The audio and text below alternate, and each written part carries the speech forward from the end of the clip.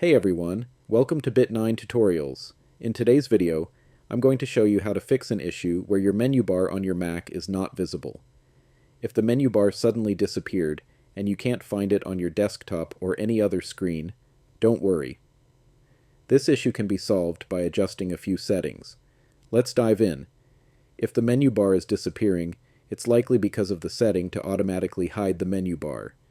Here's what you need to do. First, open System Settings and go to Control Center.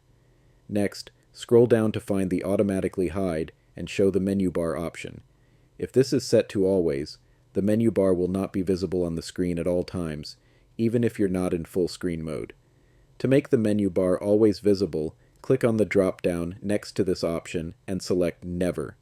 Once you choose Never, the menu bar will remain visible all the time, regardless of what screen or application you are using. Even if you're in full screen mode or using any app like Safari, the menu bar will stay there. If you set the menu bar to Always, when you go into full screen mode, the menu bar will disappear. To get it back, you'll need to move your cursor to the top of the screen and it will reappear. But with the Never setting, the menu bar will be visible no matter what. That's it. It's a simple fix.